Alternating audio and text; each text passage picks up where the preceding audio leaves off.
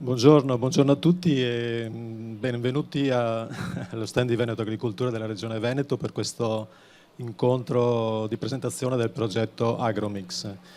Un saluto anche a chi ci segue sui social, su Facebook, e ricordando che se hanno delle domande le possono mandare in chat e poi cercheremo di rispondere. Io sono Valerio Bondesan e lavoro al settore ricerca agraria di Veneto Agricoltura e sono qui con la collega Francesca Chiarini e con un allevatore e anche agricoltore biologico, Paolo Marostegan, che poi parteciperanno.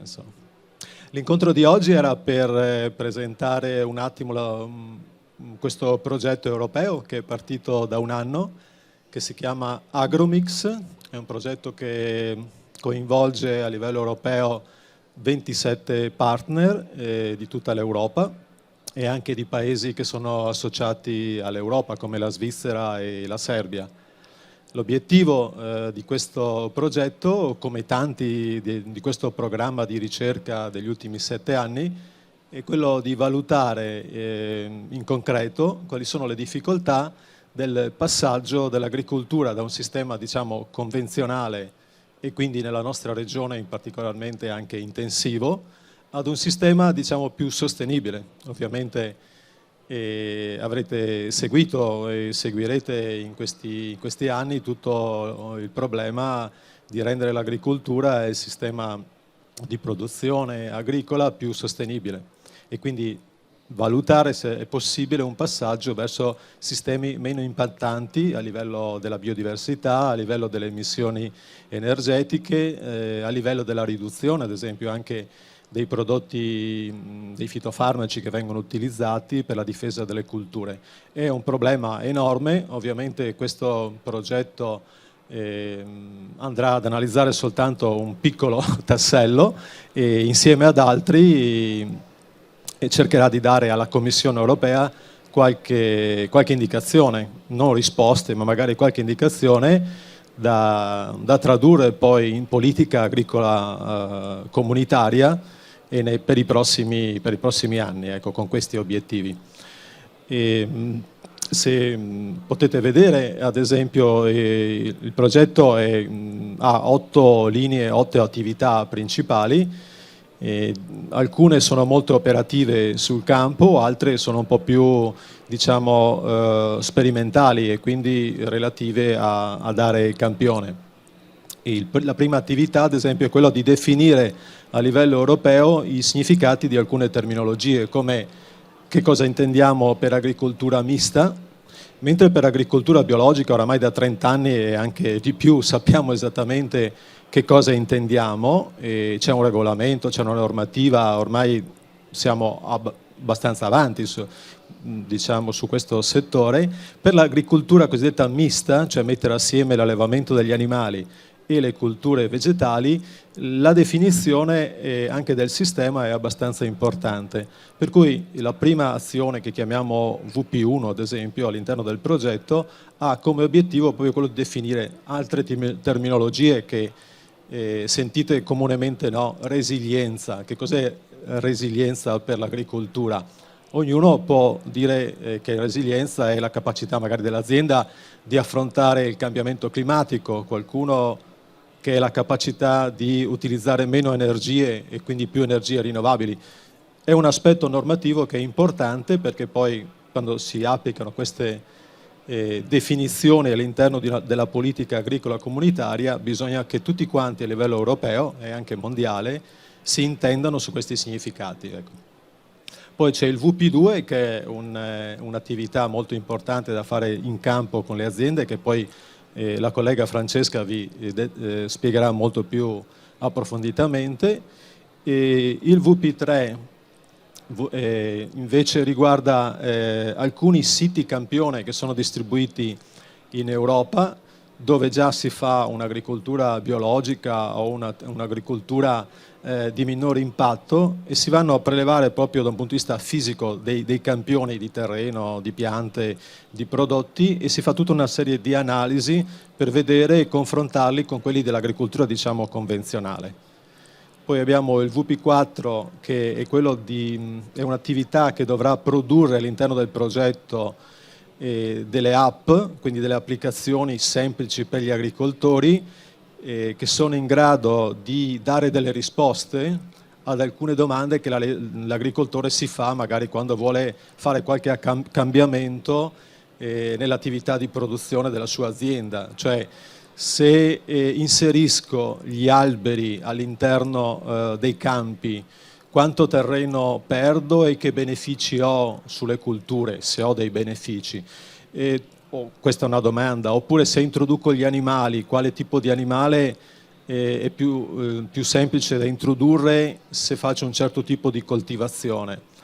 Diciamo, è un sistema di guida, non risponderà a tutte le domande, ma tenterà di rispondere ad alcune domande dell'agricoltore in questo percorso, diciamo, di cambiamento. Poi abbiamo il VP5 invece, che riguarda un'indagine economica, che è molto importante, perché spesso gli agricoltori dicono sì, ci chiedete di cambiare, di ridurre l'utilizzo dei fitofarmaci, di fare un'agricoltura meno impattante, ma poi da un punto di vista economico riesco a fare reddito, riesco a sopravvivere all'interno dell'attività o dovrò cambiare lavoro? Il VP5 andrà ad analizzare gli indicatori, diciamo, economici di questo cambiamento e vedere all'interno di queste filiere, diciamo, di un'agricoltura in cambiamento biologico, agroforestazione, sistema misto, se l'attività è sostenibile. E poi abbiamo un'altra azione che è il VP6, che è molto, molto importante ma anche molto difficile, che è quella di portare tutte queste conoscenze del progetto a livello del decisore politico. Cioè, chi è il decisore politico? Chi dà le normative, ad esempio, per il prossimo piano di sviluppo rurale a livello nazionale o a livello regionale. Cioè, quali indicazioni il progetto può dare a chi deve prendere queste decisioni a livello del Ministero o a livello della Regione Veneto, per poter dire sì, sostengo questo cambiamento, sostengo l'agroforestazione, oppure sostengo un sistema di produzione misto perché ha dei benefici rispetto al convenzionale.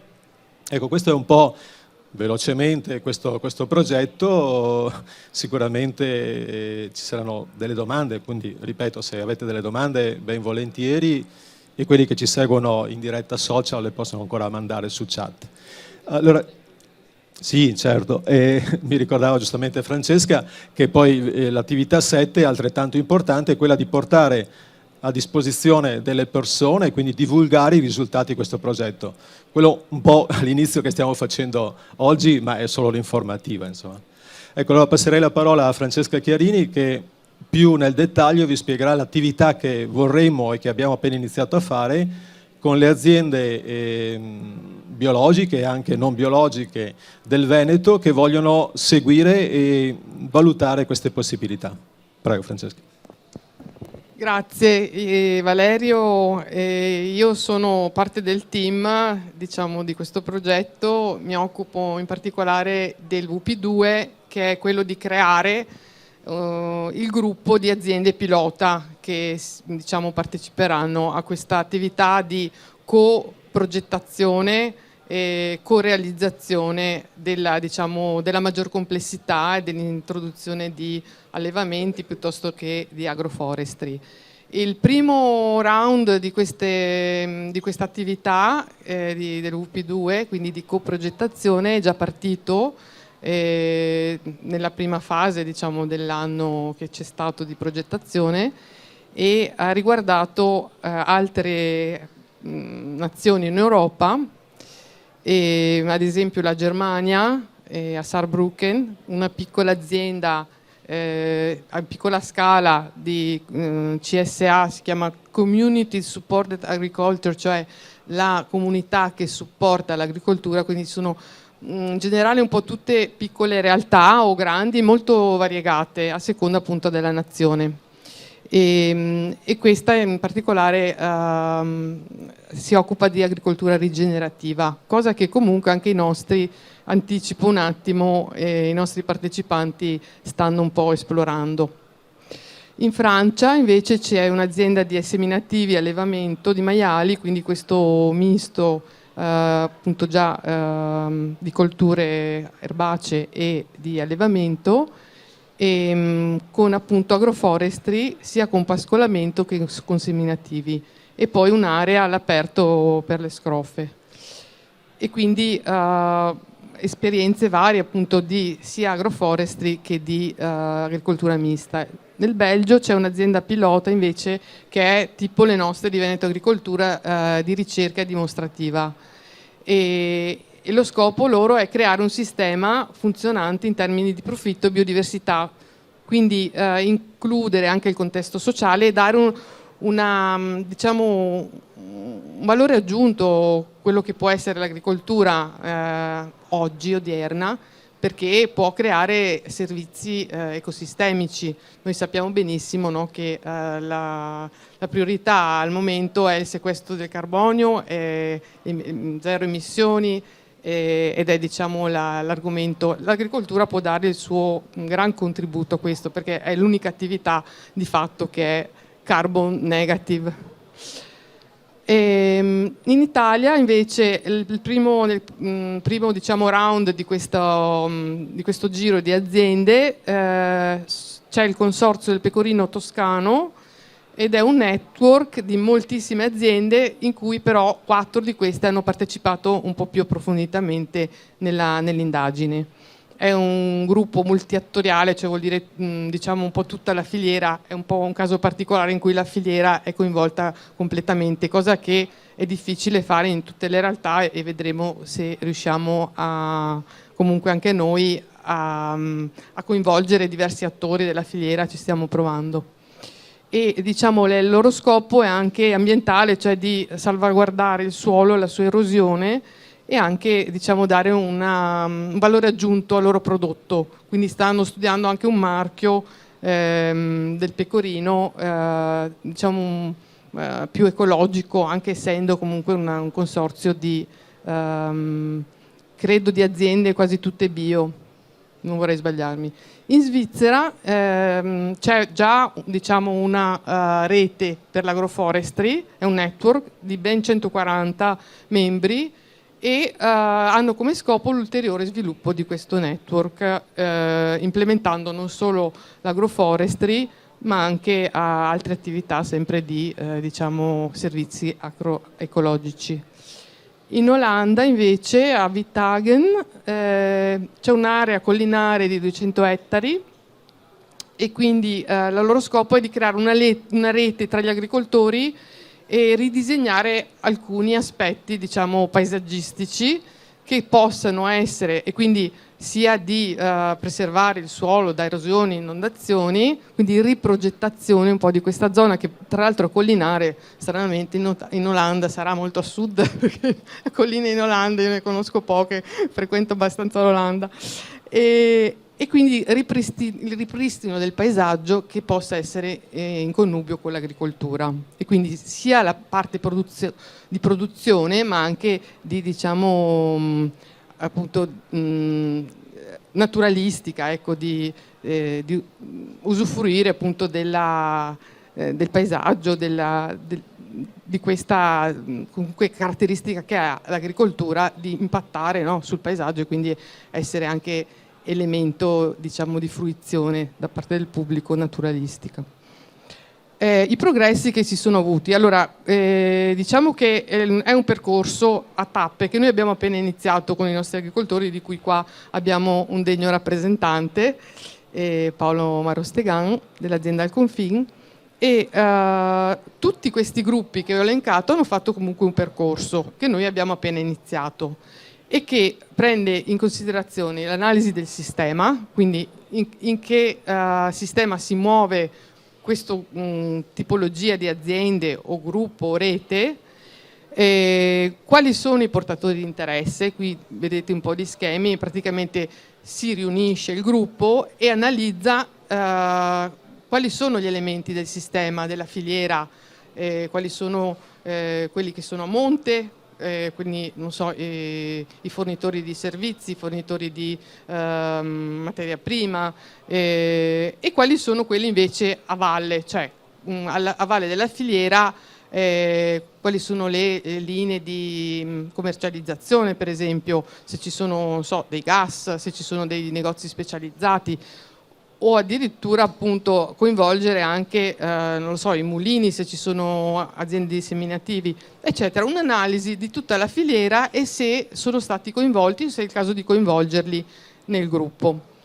E poi una lista dei requisiti, diciamo, delle aziende, o comunque qual è la caratterizzazione del gruppo di aziende. E questo è un lavoro che si fa, diciamo, in 18 mesi di questo VP. I progressi che si sono avuti nel primo round, diciamo che c'è stato proprio un progresso dalla formazione del team fino all'effettiva implementazione. È un percorso di coprogettazione. È come se noi ridiventassimo, le aziende ridiventassero degli architetti, no? del proprio luogo, ma anche delle proprie interazioni tra le diverse culture. E è stato molto importante fare incontri con i portatori di interesse, fare interviste e sondaggi, e questo ha contribuito a una comprensione più approfondita di tutti gli attori in campo e anche la percezione dei singoli attori. L'intento di questo progetto è in realtà che anche ci sia uno scambio tra le diverse aziende, che magari sono anche molto diverse e articolate in modi diversi, che però magari hanno dei punti in comune, e che ci sia uno scambio proficuo su anche questioni tecniche, condividere, non lo so, soluzioni che si sono trovate e che hanno funzionato e che altri non si potevano immaginare. E quindi il fatto proprio solo di scambiarsi aspettative, scambiarsi soluzioni che si sono trovate, esperienze, è già questo di per sé positivo. E quindi a diversi livelli si è appunto prefigurato l'introduzione di cambiamenti in un'azienda. Quindi chi vuole magari aumentare le siepi introducendo animali, allevamenti allo stato brado, chi vuole introdurre, non so, orticoltura all'interno delle alberature che ha già, aumentare le fasce di inerbimento, eccetera. Le sfide, i cambiamenti, i punti di attenzione sono state, diciamo, alla fine di questo primo round, il fatto che l'esperienza reale scambiata sia stata molto positiva all'interno del gruppo pilota. Appunto ha chiarito che si può imparare molto dalle reciproche esperienze, tuttavia ogni progetto è a sé, cioè ogni progetto pilota deve trovare la sua strada, in qualche modo trovare i punti in comune su cui si può lavorare e magari quelli di diversità che possono arricchire. Quindi la riprogettazione di un sistema che è l'azienda, si in qualche modo avvantaggia del fatto di lavorare in gruppo, perché ognuno può portare non solo la sua visione e la sua ipotesi di azienda, ma può contribuire appunto all'idea, alla riprogettazione, alla riarchitettura, essere architetti della propria azienda con l'aiuto comunque di altri agricoltori o comunque di tecnici che potranno affiancare il percorso, che vedremo poi all'interno del nostro gruppo come coinvolgerli e quale tipologia sarà più, diciamo, idonea.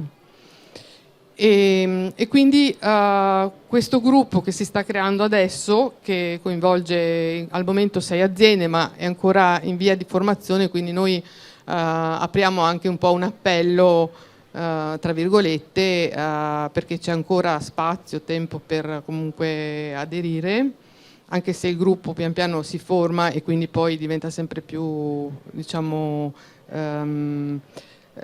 sempre più delineato, ecco, e quindi sempre meno si potrà associarsi. Al momento diciamo che le aziende target comunque che hanno aderito hanno o sistemi agroforestali o seminativi, orticoltura o alberature, siepi, e vogliono in qualche modo migliorare e aumentare questa complessità e vogliono capire come e quali sono gli ostacoli, le criticità e quali sono le azioni che in qualche modo possono intraprendere nei limiti appunto delle loro possibilità. Adesso passo la parola a Paolo Marostegan che ci introdurrà un po' la sua partecipazione a questo gruppo e la sua azienda come è strutturata, perché è un bellissimo esempio di complessità. Noi il primo incontro l'abbiamo fatto proprio nella sua azienda ed è stato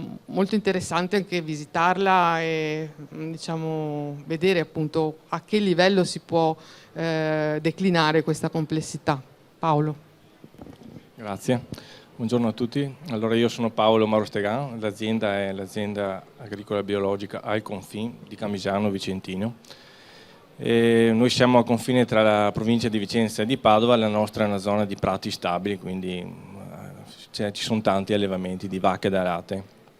Ecco, io sono partito con l'azienda 20 anni fa sui terreni dell'azienda agricola familiare e la mia idea era sempre quella di fare un'azienda agricola sostenibile al 100%, però insomma sono sempre stato un po' estremista in questo, quindi la mia idea era quella di fare di qualsiasi cosa che venga prodotta nell'azienda agricola deve essere una materia prima per un qualche altro ciclo aziendale, insomma non dovrebbero esserci rifiuti di nessun genere, men che meno sintetici. La nostra è un'azienda che oggi conta una decina di collaboratori, coltiviamo 12 ettari, principalmente le forze le concentriamo sull'orto, sono circa 2 ettari di orto, e poi abbiamo allevamenti all'aperto, quindi di maiali, polli, galline ovaiole, bovini da carne. Ecco, il tutto è destinato alla vendita diretta, per scelta proprio iniziale. Da quando siamo partiti, quindi abbiamo dato questo stampo all'azienda agricola concentrandoci appunto sulla vendita diretta, e da lì ho cominciato a sviluppare i diversi temi che mi interessavano personalmente, insomma. Negli anni l'azienda è diventata anche fattoria didattica, quindi oggi ospitiamo sempre dei bambini in fattoria e siamo fattoria sociale iscritta all'albo regionale, quindi abbiamo ogni giorno delle persone che vengono seguite da un educatore e vengono a fare attività agricole oppure anche artigianali nel periodo così invernale, insomma, di manutenzione degli arredi o dei spazi aziendali, insomma. Come dicevo, quindi siamo partiti nel 2002 e ci siamo sempre molto spinti sulla sostenibilità, anche in maniera un po' estremista in alcuni casi. Ad esempio noi abbiamo costruito una casa di paglia dove abitiamo, i nostri animali sono tutti allevati all'aperto, quindi sia i bovini che le mucche, che i maiali, che i polli sono sempre tenuti all'aperto. Ecco. L'appartenenza, l'adesione a questo progetto ci è interessata sin dall'inizio perché appunto rifletteva questi miei bisogni, tra virgolette, di fare un'attività che fosse il meno possibile impattante, insomma. Quindi anche noi stiamo puntando verso sistemi misti. Per quanto riguarda la fertilità dei terreni o dei metodi di coltivazione stiamo un po' traendo spunto dall'agricoltura organica rigenerativa. Ecco, tutte cose che attualmente hanno un nome e un cognome, ma magari 20 anni fa non si sapeva come chiamare questo tipo di pratiche che magari all'epoca erano solo filosofiche, però adesso insomma hanno anche una base scientifica su cui poter insomma, anche applicarle, insomma. Ecco, diciamo che questa cosa dell'agricoltura biologica che si sta declinando un po' in varie tipologie tra rigenerativa, sinergica, l'intento è sempre comunque quello, organica, rigenerativa, comunque di funzione di preservare in qualche modo, no, il terreno, la sua fertilità e anche in qualche modo essere meno impattante, quindi essere a zero emissioni se vogliamo, o minor emissioni possibile, ma essere appunto in qualche modo virtuosa dal punto di vista del clima, e quindi il fatto di aumentare la complessità in qualche modo aumentare il ricircolo dell'energia può avere un impatto anche su tutta la società, e questo a noi importa diciamo, mettere in risalto che l'agricoltura può avere questa funzione e deve essere riconosciuta assolutamente anche dalle autorità, insomma, e da quelle che sono appunto le politiche regionali e le politiche della PAC. Ripasso la parola a Valerio, che forse voleva fare una domanda a riguardo. Sì, innanzitutto avrete capito che non stiamo parlando della maggioranza delle aziende venete, che sono invece molto specializzate. Chi fa culture estensive, cereali eccetera è molto specializzato su quel settore, chi fa allevamento da latte fa solo da latte, da carne eccetera. Quindi questa è la realtà nostra produttiva. Le aziende come quella che ha descritto Paolo e quelle che parteciperanno al progetto sono una minoranza, diciamo, ecco. Però quello che vuole verificare questo progetto è che questa minoranza diventi in un futuro, se possibile, la maggioranza, o comunque cresca, perché riteniamo che sia un sistema più sostenibile. All'inizio, appunto, come diceva Francesca, di questo progetto abbiamo fatto un incontro, abbiamo chiesto alle aziende che volevano partecipare per capire qual è questo percorso di cambiamento che volevano affrontare. E quindi magari chiederei a Francesca di descrivere velocemente magari gli esiti del primo incontro delle aziende, che cosa si aspettano le aziende e che cosa può dare il progetto alle aziende che finora hanno chiesto di partecipare alle attività di campo del. Sì, sostanzialmente noi abbiamo allargato un po' tutto il mondo un po' dell'associazionismo del biologico. A Aveprobi abbiamo chiesto diciamo, di estendere il nostro invito al Tamiso e a tutti i canali che diciamo, ci sono più affini, che conosciamo. La risposta c'è stata diciamo, abbastanza interessante dal punto di vista appunto di aziende che sono già orientate in questo senso di sistemi misti e che vogliono anche aumentare questa complessità. Appunto il metodo che noi adottiamo è quello partecipativo, quindi attraverso incontri in azienda, incontri anche online in questo periodo, per appunto portare le proprie aspettative, le proprie anche criticità, i limiti che si possono avere nel cercare di implementare questa, e anche immaginarsi insieme, no? Una nuova tipo di ordinamento della propria azienda, aiutati dal gruppo. Per appunto aumentare sia la quantità di agroforestazione o di allevamenti all'interno dell'azienda, proprio nell'ottica di un circolo sempre più chiuso, un circolo autorigenerante e di aumento della resilienza e della complessità, e quindi anche della fertilità, perché anche la fertilità del suolo, il suolo è un organismo vivo, e quindi il fatto di aumentare la biodiversità lo rende più resiliente e più fertile a lungo periodo. L'esempio appunto delle aziende che vi porto, che hanno partecipato, sono fondamentalmente piccole aziende, al massimo 30 ettari, hanno già comunque magari ovaiole, hanno soprattutto vendita diretta.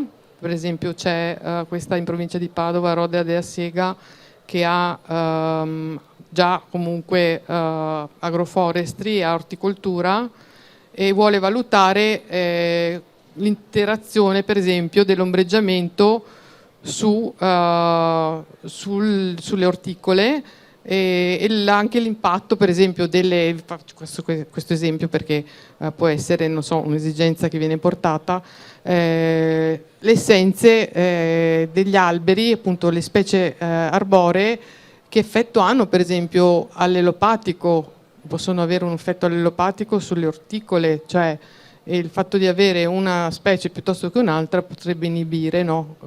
Sappiamo che ad esempio le radici degli alberi emettono esudati e quindi alberi magari ricchi di tannini possono inibire alcune colture orticole. L'ombreggiamento, l'effetto ad esempio l'elemento idrico, no? di irrigazione, no? La competizione che ci può essere. Quindi tutte queste sono fattori che vengono, diciamo, impattano e che sono anche studiati da alcuni ricercatori dell'Università di Padova, con cui noi siamo comunque, al primo incontro ha partecipato anche Simone Piotto, che fa parte del gruppo di Invamerali, i quali stanno facendo proprio una ricerca nella nostra azienda Serami, che si trova a Ceregnano Rovigo, e si stanno alternando colture seminativi, quindi siamo partiti dal mais, il frumento e la soia, e stanno proprio studiando alle diverse distanze dalle alberature come può impattare sia la produttività della coltura, quindi abbiamo appezzamenti di 30 metri di larghezza, ognuno affiancato da una siepe di pioppi e diciamo già una decina d'anni, quindi sono già abbastanza sviluppati, stanno studiando proprio approfonditamente alle diverse distanze dalle alberature come può impattare sulla coltura, non solo dal punto di vista produttivo ma anche della qualità, quindi studiano la proteina del frumento e c'è già qualche risposta. Diciamo che l'ombreggiatura può anche arrecare un aumento della qualità di alcune varietà. E questo è uno, solo per farvi un esempio di quello che può essere, diciamo, sono i fattori e che si possono studiare. Altre aziende vorrebbero magari aumentare le alberature per magari fare l'alimentazione dei bovini, studiare le essenze che si possono utilizzare o magari fare una rotazione più intensiva sempre all'interno dell'agroforestry. Ci sono per esempio alcune problematiche che però ci illustrerà anche Paolo magari sulla convivenza di non so, polli comunque nella rotazione aziendale, passando da un appezzamento all'altro ci possono essere sia problematiche di fertilità del suolo, quindi di troppo sfruttamento, ma anche di ricovero degli animali. Un'altra azienda che è la San Bonifacio, cioè di Federico San Bonifacio, che è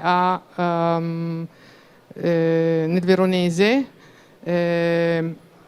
Villa Bartolomea, scusate, ha già delle alberature policicliche e vuole capire come andare avanti. Sono 10 anni che ha un bosco misto, delle siepi, appunto degli impianti policiclici con delle colture, delle essenze di pregio e altre essenze invece di contorno che usa per legna d'ardere. E diciamo che a fine un ciclo è in fase di progettazione del futuro in qualche modo, no? E aumentando anche la complessità, mettendo magari qualche spazio, riuscire a mettere le ovaiole all'interno di questa situazione. E poi ci sono altre, per esempio, realtà come delle cooperative sociali, il COSEP, che ha una realtà molto più complessa in cui si alternano spazi di orticole, di frutteto, di anche fattoria didattica e quindi vogliono un po' capire come possono andare avanti nel delineare meglio questa azienda.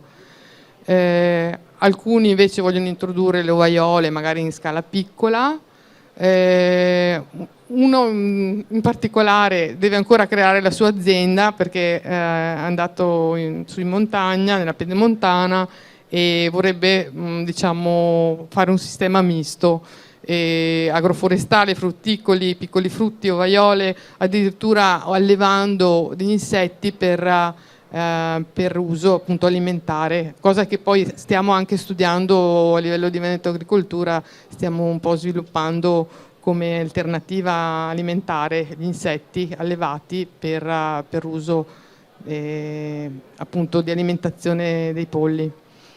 E quindi anche la possibilità di questo, ma anche la possibilità di prodursi il proprio compost è anche un argomento molto interessante proprio nell'ottica del circolo chiuso. Questo è un po' un excursus molto veloce, forse anche non troppo veloce, delle aziende che hanno aderito fino adesso.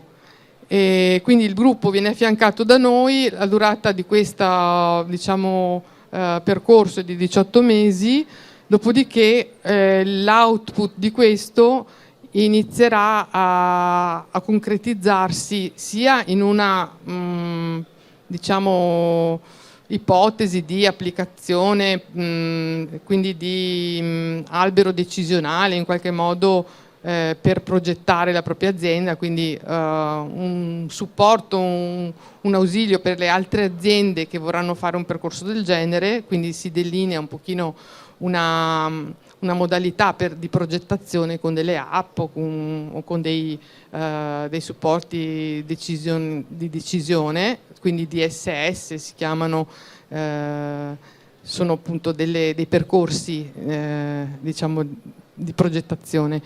E poi invece dall'altro lato concretamente speriamo di riuscire a affiancare le nostre aziende in un percorso personalizzato affiancati appunto da alcuni esperti diciamo per progettare appunto in specifico il loro cambiamento. Quali sono i benefici per le aziende? Mi faccio la domanda e me ne rispondo perché Valerio mi voleva fare questa domanda. I benefici per le aziende può essere semplicemente la possibilità di migliorare, di vedere nel futuro dei cambiamenti da poter poi implementare nel concreto, valutare le problematiche, cioè quindi mettere a fuoco le problematiche che potrebbero avere, quindi gli ostacoli a raggiungere questo obiettivo e anche appunto i contatti di cui possono usufruire con gli altri agricoltori, idee che vengono magari anche solo vedendo. Siamo andati in azienda da Paolo e abbiamo visto che ha un magnifico rivoltatore di compost, non so tecnicamente come si chiami, ma è comunque un prototipo che lui ha visto in un'altra azienda, poi lui si è sviluppato e ha migliorato ed è diciamo molto molto positivo nella gestione del compost, perché può accelerare di molto la maturazione di questo. Sappiamo che la sostanza organica prima di essere introdotta nel terreno è bene che abbia un certo processo di maturazione e questo lo accelera, lo si vede proprio a vista, nel senso che si vede proprio il cumulo che fumante, quindi produce calore e sempre di più si arieggia, no? C'è sempre nel compostaggio questo equilibrio che bisogna mantenere tra l'umidità e l'arieggiamento e che facilita questi processi. E quindi anche solo questo è un esempio per dire gli agricoltori che hanno fatto visita alla sua azienda, hanno visto questo attrezzo e magari gli si accende una lampadina, magari si crea qualche gruppo appunto di sviluppo anche di questi attrezzi, questi nuovi attrezzi, e si possono condividere con altri. Ecco. Questo è un po' l'idea che c'è sotto e gli esempi che vi ho fatto molto diciamo terra, ma per farvi capire che si possono creare delle sinergie anche solo nelle visite nel portare avanti questi gruppi e scambiarsi esperienze e scambiarsi idee e soluzioni che si hanno nelle proprie aziende. Sì. Devi parlare al microfono per una domanda. Se Paolo poteva spiegare meglio come è gestita la sua azienda, soprattutto la parte zootecnica, e come questa magari interagisce anche con il resto dell'azienda. Anche la filiera, la macellazione, perché sono tutte problematiche e dopo spesso si incontrano. Era esattamente questa la domanda che dovevamo fare. No, nel senso che questa transizione, o meglio questo cambiamento, comporta molte difficoltà. Allora, qui non è, diciamo, non c'è il tempo per analizzarle tutte, ma volevo chiedere, appunto, in base alla sua esperienza, a Paolo, l'introduzione ad esempio degli animali all'interno di un'azienda orticola, avicoli o bovini, e lo sviluppo di queste microfiliere piccole, no? Per fare la vendita diretta o delle uova o dei pacchi di carne ai consumatori. E quali difficoltà si sono incontrate e quali si sono risolte e quali invece rimangono ancora da risolvere, insomma. Sì, ecco, le difficoltà che noi abbiamo sono quelle un po' normative, diciamo che per chi alleva animali all'aperto deve sottostare a normative che sono fatte, ad esempio, studiate per le grandi aziende agricole, ma per chi ha 10 capi di bovini o 500 di polli, insomma, sono un po' inapplicabili. In particolare adesso si ragiona un po' sulle chiusure degli avicoli, perché insomma, c'è ancora l'influenza aviaria che gira. Nei progetti europei e nella visione del Green Deal si parla di sostenibilità, di benessere animale, eccetera, e noi ci stiamo provando, però ad esempio dobbiamo tenere chiusi gli animali invece di dargli i 10 metri quadri a capo che meriterebbero in caso di un allevamento biologico o comunque sostenibile. Ecco, quindi queste sono un po' le criticità, oltre a quelle dovute anche ad esempio alla vendita, insomma la marchiatura delle uova, magari in particolare, che è obbligatoria per i 50 capi, oltre i 50 capi allevati, ma che per una piccola azienda agricola è improponibile a livello di costi, di complessità e forse non è neanche tanto corretto, perché comunque si garantisca una qualità del prodotto, no, decente, con le analisi, insomma, anzi superlativa direi, visto che l'allevamento è all'aperto, ma comunque controllata con le analisi sulle salmonelle e via dicendo, insomma, che sono previste di routine. Per quanto riguarda i bovini, sempre la macellazione, anche questa è abbastanza complessa, nel senso che per avere una macellazione, nel nostro caso biologica, bisogna rivolgersi a macelli biologici che non sono proprio così diffusi, e tra l'altro ci sono laboratori che macellano solo e poi l'animale dovrebbe essere lavorato in un altro laboratorio, anch'esso certificato, che fa la porzionatura, il confezionamento sottovuoto e via dicendo, quindi sono pratiche abbastanza articolate, insomma, ecco, per arrivare alla vendita finale del prodotto. Come dicevo prima, noi stiamo puntando molto sui prati, quindi allevamento all'aperto, e una delle difficoltà che abbiamo è che i nostri animali sono allevati all'aperto, ma all'aperto ci sono anche tutta una serie di altri animali notturni, no? Con cui è difficile convivere, specie negli ultimi anni, no?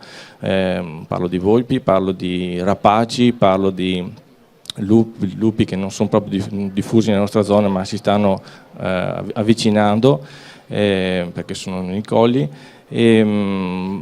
E quindi anche la convivenza con questo tipo di animali è difficile e anche abbastanza costosa, perché comunque se allevi 1000 animali di sicuro alla fine non ne trovi 1000, ma ne trovi molti meno, perché comunque la volpe un po' preleva ogni giorno, insomma. Se si va a chiedere contributi alle istituzioni oppure sovvenzioni a riguardo, anche in questo caso si capisce che non sono misure, non sono contributi fatti per le piccole aziende agricole, perché comunque il contributo si attiva con determinata soglia di danno, insomma. E quindi anche in questo caso è un po' difficile vivere con queste dinamiche.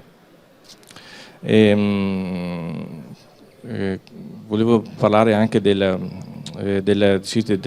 dell'altro problema che abbiamo noi, che è quello della genetica. Ad esempio, noi alleviamo degli animali, ma ma abbiamo perso un po' le razze di una volta, no?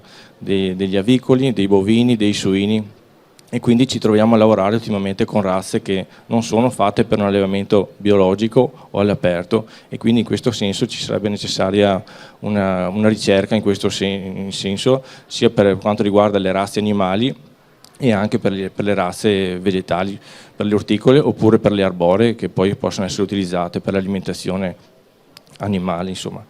Ecco, queste sono un po' le criticità che abbiamo.